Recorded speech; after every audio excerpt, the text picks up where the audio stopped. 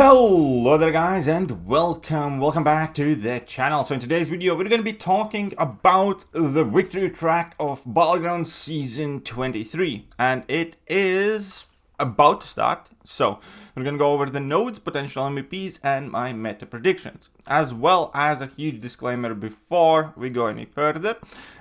In the off season, the attacker node was actually bugged and broken, and it gave benefit to all the champions, not just Secutor attackers.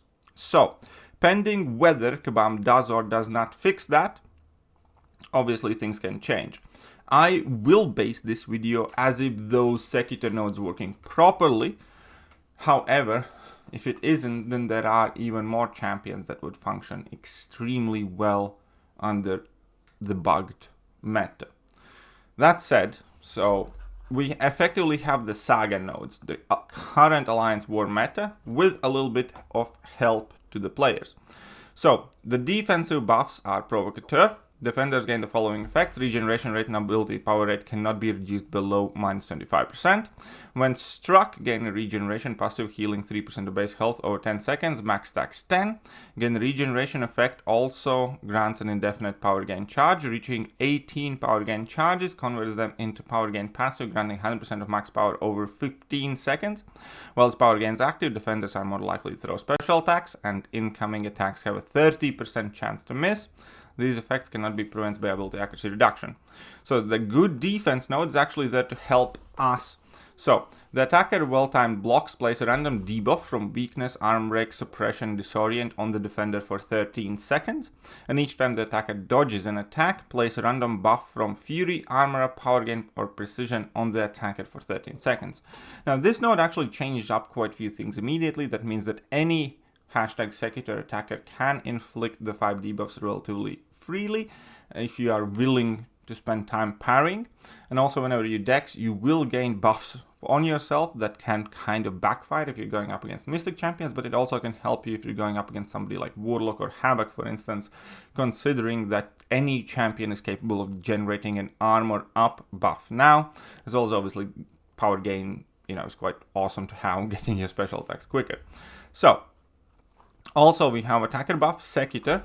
So when Secutor attackers gain the following effects: when the attacker inflicts or would inflict any debuff other than stun, gain 1 Secutor charge. Reaching 5 Secutor charges, consume them to inflict defender with the heal block passive for 15 seconds, while defender is suffering from heal block effect, any heal block effect by the way. Their ability power rate is reduced by 75% and the attacker cannot miss. The effects cannot be prevented by ability accuracy reduction. So the Provocateur and Secutor champions are here. You can take a list. They're obviously marked off in the game as well. And with that, obviously we're going to go over some projected MVPs and some of the champions that I have done the best in my testing. First off, when it comes to the Mystic defenders, you'd think they'd be very, very good in this meta, but the fact that there are a ton of very viable and capable science attackers actually kind of gives them, and you do not want overload on them. You still want to run your staples like, Sasquatch, Destroyer is the tactic champion, and then we have champs like Wolverine, Weapon X in the Mystic class.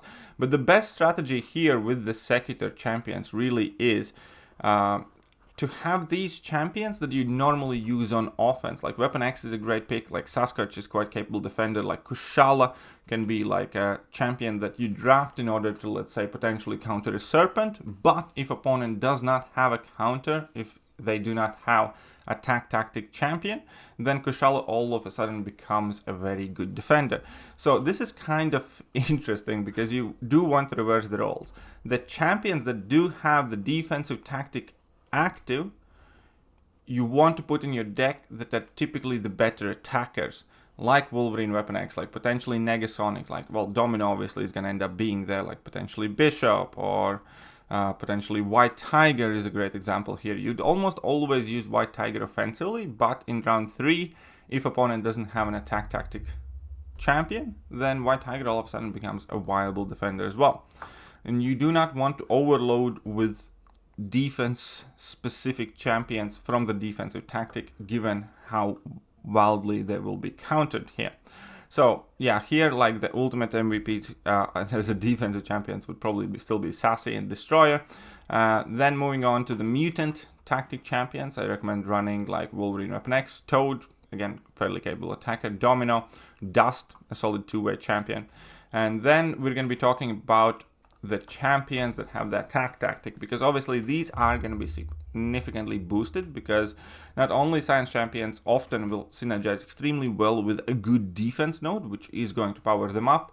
Also, the ability of all of these champions to gain that passive heal block, reduce any opponent's power gain rate, and reduce the miss is obviously just going to make them even more viable, even in non-tactic matchups, because the attack tactic node is going to work against non-tactic defenders.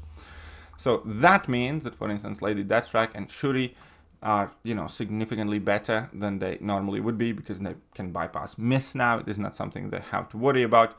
Red Skull is still going to be just as viable of a defender as he normally is, but you will also be able to gain benefits with him if you're going to use him on attack. You do not want to be carried away blocking, and still, in order to get the initial heal block, you will want to parry a handful of times and drop a couple of heavies, and then just get your level 2, and your level 2 has 5 debuffs there automatically.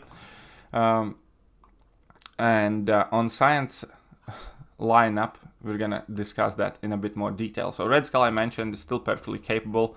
Shuri and Lady Deathstrike are exceedingly good, and then somebody like Void is absolutely supercharged, because not only he is a tactic champion, which means that he will have access to passive heal block, and also be able to bypass miss.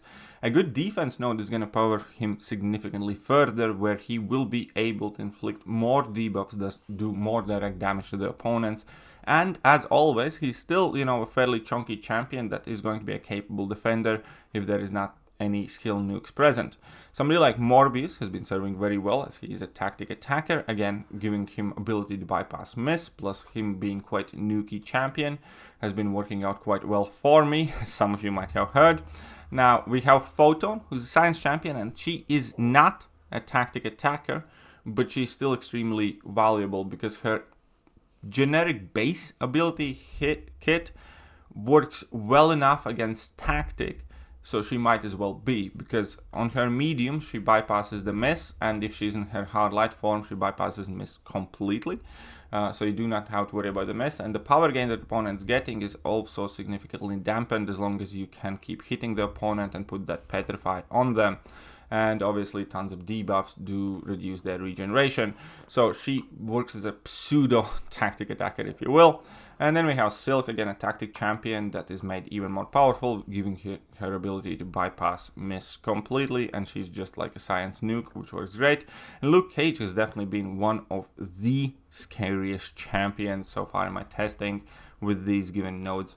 So now let's take a look at my deck so far in off season that I used in order to test out, and I will eventually obviously alter it a bit, but for most part has been working out great. I do want to shout out some of my own personal MVPs as well.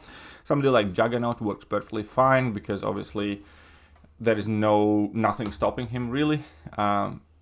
Yeah, you will want to be a bit more careful against the tactic champions. You might want to start a bit slower, but in general he just still performed crazily good. Defenders like Bullseye and your other staple champions in Battlegrounds like Onslaught and Serpent are definitely very much so welcome. And then we have Warlock, who's also extremely good for this, because he does have this ability to effectively play power controlling the opponent. Parry heavy, you do very few hits, so they do not get that power gain early or quickly.